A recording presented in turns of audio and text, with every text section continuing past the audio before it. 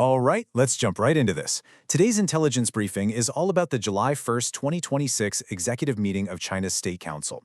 Look, if your business touches technology, trade, or the Chinese market in any way, you'll want to pay close attention, because this explainer is essentially your operational blueprint. The State Council is the absolute highest executive body in China, and the directives they just greenlit, they show us exactly where Beijing is funneling its capital and regulatory firepower for the next 12 months. We're skipping the fluff today. We're going straight into the hard data, the business implications, and the actionable takeaways your C-suite needs to tackle right now. So the whole thing really hinges on this one massive number, 30%. As of last year, China was responsible for roughly 30% of global manufacturing added value. They've literally held the crown as the world's largest manufacturing power for 16 years running. But here's the kicker. The directives we're digging into today aren't just about protecting that 30%. Oh no. They represent a highly coordinated state-level push to drag that massive share straight up the value chain. Literally everything we are about to cover is reverse-engineered directly from that single strategic goal. To break this all down, we're going to hit 5 key areas today. The macro signal, the new AI compute mandate, foreign trade shifts, the regulatory compliance push, and finally we'll wrap up with the executive playbook. Starting off with Section 1, the macro signal. We're looking at dual pressure and a major strategic pivot. Think of this July 1 meeting like a strategic chessboard, yielding 4 very distinct pillars. You've got an aggressive push for AI innovation paired directly with foreign trade support, and that's being carefully balanced against new compliance frameworks, specifically the carbon peaking and national health plans. For foreign operators, your biggest opportunities, and honestly your biggest risks, are sitting right at the intersection of these 4 initiatives. We are watching a simultaneous drive to build up domestic tech capacity while keeping the export machine completely optimized, all under this new umbrella of strict compliance and hyper-targeted market openings. Moving right along to Section 2, the AI compute mandate, scaling infrastructure. Okay, this is arguably the most aggressive tech development to come out of the entire meeting. Pay close attention to this specific phrasing from the State Council. Ultra-large-scale intelligent computing clusters. Let's be absolutely clear about what that means. That is not your standard run-of-the-mill aspirational policy jargon. This is a direct, state-backed mandate to bring literal exascale data centers into existence. We're talking about massive infrastructure, purpose-built from the ground up for training frontier AI models. An investment at this scale, it fundamentally rewrites the competitive landscape for any foreign company operating in or even just selling into China's AI ecosystem. It's going to completely reshape pricing, availability, and the regulatory rules of the road for compute infrastructure. And when you look at the timeline, the escalation is pretty stark. Think back to 2023 for a second. The Ministry of Commerce rolled out 16 policy measures basically designed to support foreign investment in sci-tech firms. We're talking fast-tracked approvals, RMB bond issuance, that kind of stuff. It was a very clear, hey, we welcome foreign tech investment vibe. But fast forward to July 2026, whole different ballgame. The state isn't just passively welcoming investment anymore, they are actively ordering the construction of a state-scale computing backbone to secure what they are calling an edge in AI. All right, Section 3, foreign trade shifts, evolving the export engine. To really understand this, we need to anchor it with the raw data. Between January and April of 2026, China's exports hit $1.14 trillion. That's a 4.8% increase year over year. So make no mistake, the export engine is absolutely still humming along.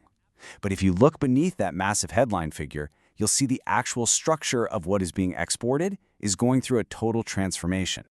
The contrast is wild when you break it down. On one side, you have advanced manufacturing exports, often called the new 3, which means electric vehicles, lithium batteries, and solar cells. Their export share is just exploding. But on the flip side, traditional light manufacturing is facing brutal margin pressure, mostly from Southeast Asian competition. The state sees the writing on the wall here, which is exactly why they are shifting gears away from the traditional stuff and doubling down hard on these higher-value, advanced categories where their competitive edge is just undeniable. And to grease the wheels for this structural shift, the State Council rolled out a suite of new foreign trade measures. We're seeing expanded export credit insurance, way smoother cross-border e-commerce facilitation, and streamlined customs clearance for key industrial goods. If you're a foreign manufacturer or trader operating over there, these are absolutely critical nuts and bolts facilitation measures.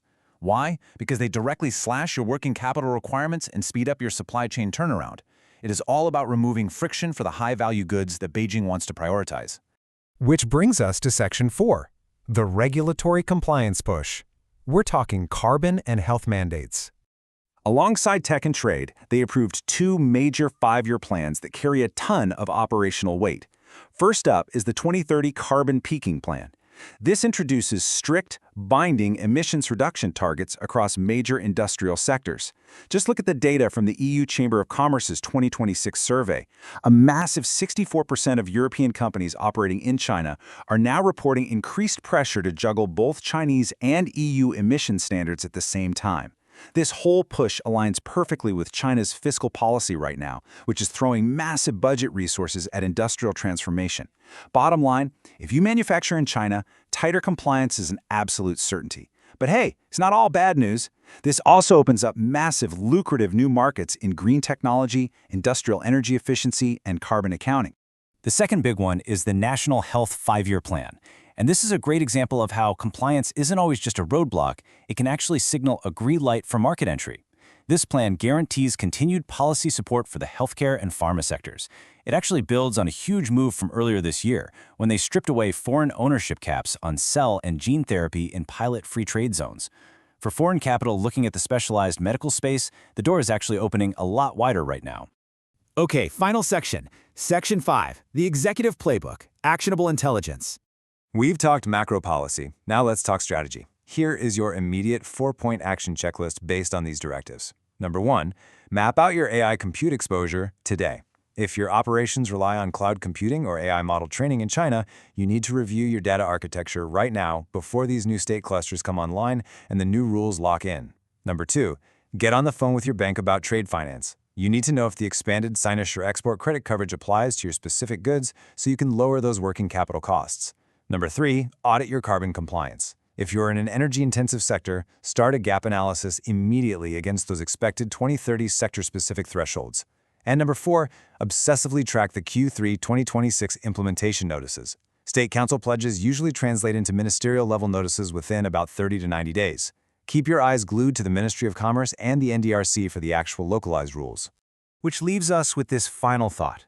Beijing's dual strategy, supercharging AI computing infrastructure at home while smoothing the tracks for advanced exports abroad, is 100% designed to drag their 30% slice of global manufacturing further up the value chain. So as you audit your own vulnerabilities and look for the upside, here is the question you need to be asking in your next strategy meeting. As China executes this massive upgrade, is your business positioned as a supplier to that growth, a competitor fighting against it, or somehow a bit of both? Chew on that for a bit. Thanks for tuning into this explainer, and definitely keep a close eye out for those Q3 notices.